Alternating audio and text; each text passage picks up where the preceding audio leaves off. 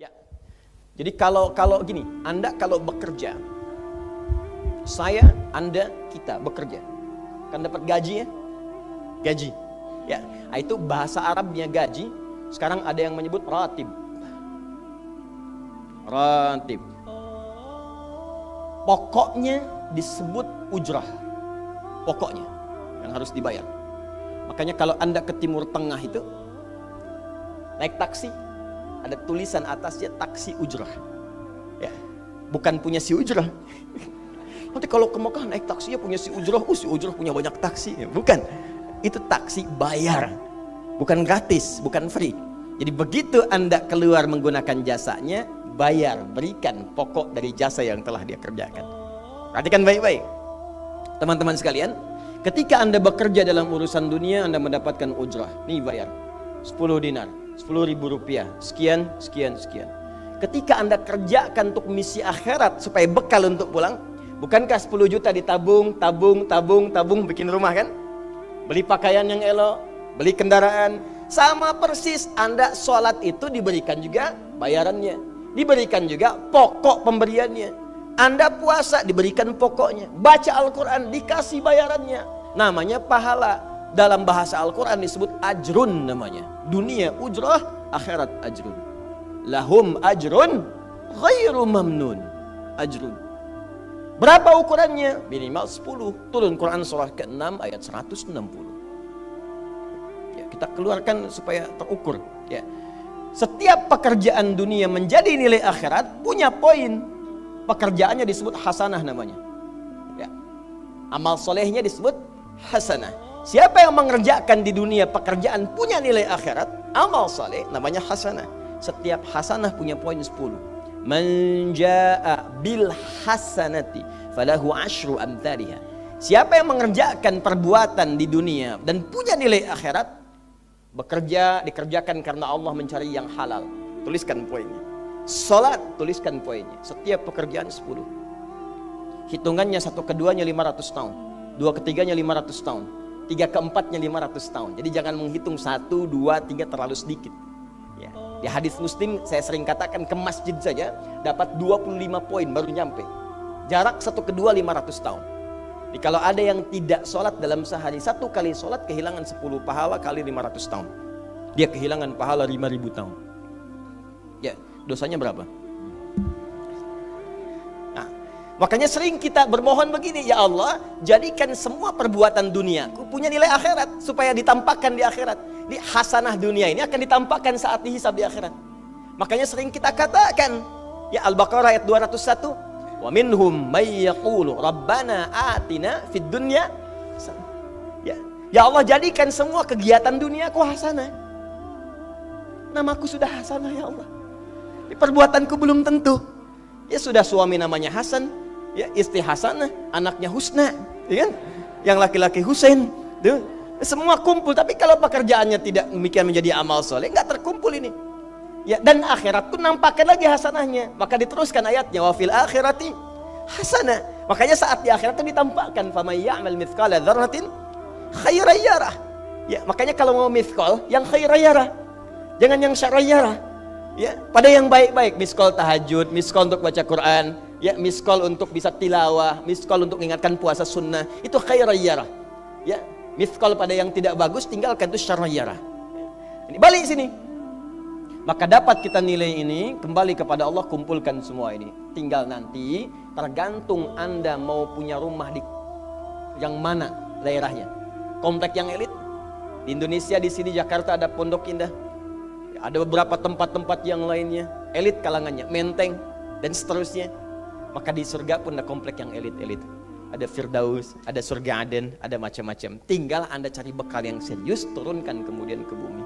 Cuman sayang, dari sekian waktu yang Allah berikan disebut dengan ajal, menjadi batasan kita untuk beramal. Setiap kita dibatasi oleh waktu. Seperti Anda pun bekerja dunia, bukankah ada waktunya? Waktu produktif untuk bekerja, setelah itu ada masa pensiunnya. Dalam bahasa Arab, sesuatu yang kita kerjakan dengan batas dan setelah hilang batasnya, selesai aktivitasnya, disebut dengan ajal namanya. Maka Allah membuat ketentuan, kita pun tidak abadi di bumi. Setiap kita punya batas waktu, kalau selesai dinas kita dan pulang kita untuk mempertanggungjawabkan semua yang kita kerjakan di sini. Maka turun Quran surah ke-7 ayat 30 berapa? 4 untuk menggambarkan ini. Walikulli ummatin ajal fa idza jaa ajaluhum la yastakhiruna sa'ata wa la yastaqdimun. Setiap umat seluruhnya tanpa kecuali itu pasti punya batas waktu untuk beraktivitas dan selesai pulang. Aktivitas kita ketika bergerak mencari kehidupan ma'isyah, pekerjaannya disebut dengan asya. Diingatkan kalau harakat fathah turun ke bawah kasrah artinya selesai harakatnya, hilang pekerjaannya. Dari asya menjadi isya. Setiap hari diingatkan kita dengan salat isya. Hei, seaktif-aktifnya Anda, sesibuk-sibuknya akan selesai semua itu dan semua kita akan pulang. Bukankah setelah isya kita terpejam? Itu kan latihan. Makanya dalam doa saat akan tidur jadi disebutkan bisikallahumma amutu wa ahya. Ada riwayat lain ahya wa amut. Riwayat populernya amutu wa ahya. Mungkin malam ini saya pulang, saya meninggal. Makanya saat kita bangun dari tidur kita ucapkan alhamdulillahilladzi ahyana ba'dama. Ada maknya, sementara aja. Satu saat mungkin pulang. Kita nggak tahu di bagian mana yang tidur itu mengakhiri kehidupan kita saat kita pulang. Karena itu serius. Ada saatnya kita pulang. Nah teman-teman, ternyata sudah tahu akan pulang pun masih ada yang tidak memanfaatkan waktu dengan baik. Tanyakan pada setiap manusia ya, dari detik ini, dimulai dengan diri kita manusia kan? Tanyakan pada diri kita, Anda wafat tidak? Anda pulang tidak? Anda meninggal tidak? Kalau sadar pulang, maka cari bekal yang baik. Berarti Allah benar kan? Kata Allah setiap kita akan wafat. Kullu nafsin dha'iqatul maut. Setiap yang punya jiwa meninggal. Bahkan dikasih informasi jelas kok. Yang bawa maut disebutkan namanya malakul maut. Quran surah 32 ayat ke-11. Qul yatawaffakum malakul mautil ladzi wukkila bikum. Disebutkan. Bayangkan ya, kurang jelas apa lagi? Disebutkan punya waktu namanya ajal, akan wafat disebutkan, yang bawa wafat kematiannya disebutkan malaikatnya. Cara wafatnya disebutkan, Quran surah 89 ayat 27 sampai 30. Ya ayyatuhan nafsul mutmainnah, itu yang tenang, yang dahsyat dipukulin malaikat juga ada. Ya, Quran surah 8 ayat 50 itu ada sambil dipukulin malaikat. Ya. Maaf teman-teman sekalian, ini sudah jelas semuanya. Jadi aneh manusia itu. Sudah tahu akan meninggal, tahu ada kenikmatan, ada siksaan, tahu ada surga, ada neraka, tahu ada kenikmatan kubur, ada siksa kubur. Kenapa masih main-main juga? Kenapa nggak dimanfaatkan? Dan dia tahu ada yang menyolatkan, ada yang disolatkan. Apa nggak sempat terfikir ketika Anda wafat siapa yang menyolatkan? Bukankah yang paling indah yang menyolatkan orang yang selama ini kita rawat? Anak yang pernah dikandung, diberikan ASI, dirawat-rawat. Anda menyiapkan apa gitu? Kita menyiapkan apa?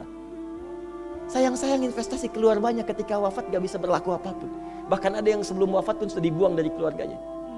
Waliyadzubillah. Nah, sekarang dari sekian kegiatan aktivitas kita, berapa yang sudah punya nilai di mata Allah menjadi amal saleh? Sekarang kita ukur. Ya, sekarang kita ukur. Pelan-pelan sebentar ya. Ini rata-rata usia berapa tahun? Oh baik. 40 tahun ke atas ya. Ya. Walaupun atasnya mungkin agak banyak, atas gitu ya, bagian. Nggak apa-apa. Fokus sini ya. Edisi kali ini fokus saja. Biarkan saya yang datang, terangkan, tulis, hapus ya. Antum simak aja lah, simak, tulis dengan baik, mau ketawa-ketawa sudah masuk surga alhamdulillah. Udah cukup dengan amin, lihat dulu.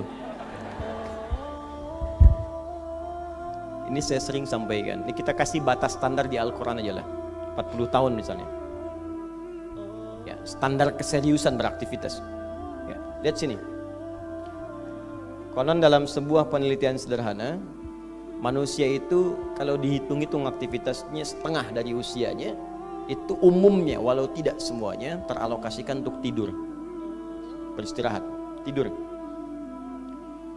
Dari mulai lahir, bayi kecil tidur, dewasa beraktivitas tidur siang, tidur malam, tidur macam-macam, tidur kecapean, tidur ngantuk, tidur lelah, tidur segala rupa, tidur setengah dari usia. Jadi kalau 40 tahun tidurnya berapa tahun?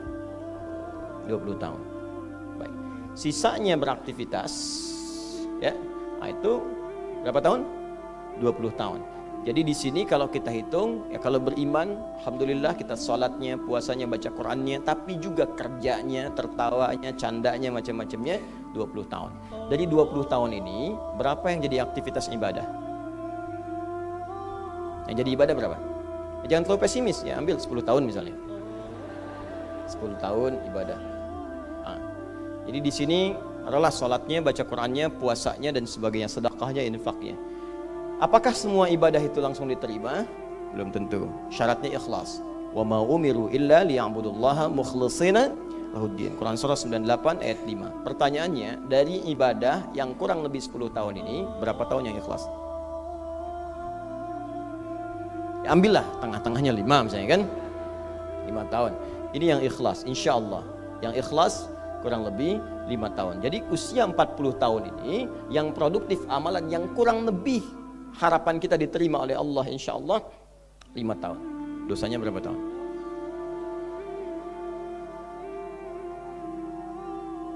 Dan masih bisa tertawa. Dan masih mengharap surga. Masih ingin ke surga Firdaus. Masih ingin mendapatkan segala hal yang istimewa. Sementara kita sadar, gini caranya begini. Coba ucapkan dengan kalimat yang lantang bahwa Anda tak punya dosa. Kalau tak mampu, berarti punya dosa. Ucapkan Anda sudah siap ke surga. Kalau tak mampu, amalnya masih kurang. Jadi kalau sudah merasa amal masih kurang, dosa banyak, terus masih main-main juga. Sudah tahu usia sudah di atas ini, ada yang 50, 60 tahu, waktunya sedikit. Yang kemarin-kemarin banyak yang sia-sia. Jadi kalau yang kemarin-kemarin kurang, masa sisanya masih dikurangi juga? Anda 40 tahun, 50 tahun, 60 tahun. Sekarang anak 4, 5 tahun, bahkan matanya buta, ada laki-laki, ada perempuan, sudah jadi penghafal Quran. 5 tahun hafal Quran. Belum baligh. Dan berharap punya bekal di hadapan Allah. Kemarin sahabat saya, Syekh Ali Jabir, ya, datang ke Bekasi. Cerita tentang Kaila, anak 5 tahun, mata buta. Murajaah hafalan Quran sehari 5-7 juz. Dikatakan oleh beliau, Kaila, apa enggak capek terlalu banyak? Kamu kan punya uzur di hadapan Allah.